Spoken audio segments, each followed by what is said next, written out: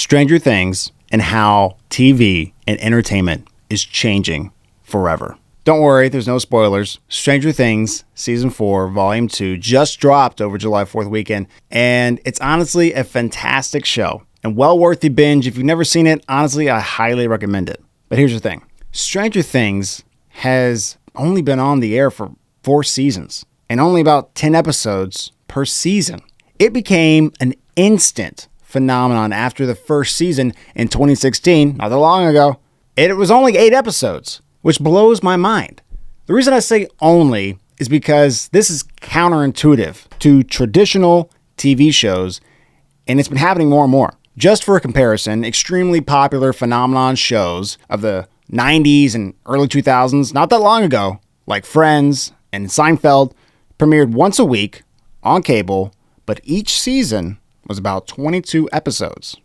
Seinfeld mentioned in his show Comedians in Cars, Getting Coffee, highly recommend it if you've never seen it, that writing the first 9 was pretty easy.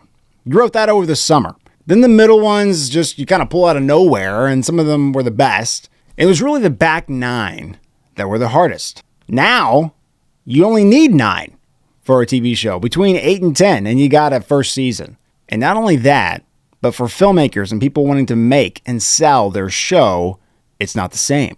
You used to, so here's what you used to do. You used to make a pilot. That was your goal. Write a pilot, get a pilot. Pitch it, get funding, get a big studio to back you, and get that first season. That was what you wanted to do. This was an opportunity for young filmmakers to write the pilot, get a cheap thing together, and then shop it around and hopefully get the pilot picked up. Honestly, you could sell the script. You could sell the pilot script and not even make the show. Now, they want the first season. As an independent filmmaker, now you need to write it, produce it, shoot it, edit the whole entire first season, or at least write the whole entire first season, and then try to sell that. Although the first season it's not 22 episodes. It could be 8, it could be 6, it could be 10, but some are an hour long. So you're getting close to the same amount of finished watchable minutes. Even so, TV shows are shifting into a film-like style. There's virtually no difference in many shows like Stranger Things. It's like a movie. The first show, I think, on actual live cable TV that changed the game forever for television was a show called Breaking Bad. The acting, the filmmaking, it felt like a movie, and it wasn't on HBO or Showtime. It was a cable TV show. It was to the masses. While HBO had great quality, they didn't have that mass public phenomenon like shows on Netflix do because not everyone had HBO. Breaking Bad was available to everybody because at the time, everyone still mostly had cable. And it was stellar filmmaking, Emmy award-winning acting, writing. Breaking Bad broke every rule. It wasn't TV, it was film that was cut up into a series. Then, streaming services took over and adopted this filmmaking approach to TV shows, and they dropped all the episodes at once, like a film. But there's 8 episodes, some of them an hour each. There's a funny meme about, do you want to go watch a 10-hour movie? And no, I don't want to watch a 3-hour movie. But what if I split that up into 10-hour long episodes that you can binge all at once? Yes, please. Yeah, let's do it. It's interesting. But finally, I'll leave you with this. The land is vast. It's no longer the top studios and distributors. It's not about primetime, the biggest television networks, the biggest stars, or even mainstream streaming services. More and more are coming into the mix.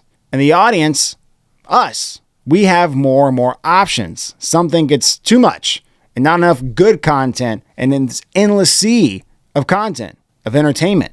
I think it will continue to grow because it's not just the huge networks and streaming services, right? It's TikTok, it's YouTube, and more specifically, the creators on those platforms. They, the creators, have many streaming services themselves, and they're not so many in income.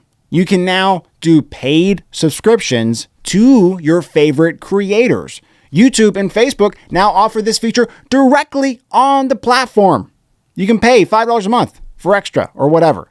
There are many others that allow the creators to do the same thing. Patreon, OnlyFans. Now, I know when I say OnlyFans, you think just private nudes and porn. But many are making millions a month from selling their content. Content is king. And the creators are getting more and more control. So whether you're making an entire first season of a pilot and hoping to sell it, or if you're making content online and selling your own subscriptions. The industry is not only changing, it already has. In more ways, I think, than people realize. And I think it will continue to evolve. But ultimately, giving more power to the independents and the misfits, the storytellers and the performers, the artists and the entrepreneurs. Who knows? Maybe the next Netflix or Disney might start from a creator and their audience. My name's Dan Kathman. This is Talks.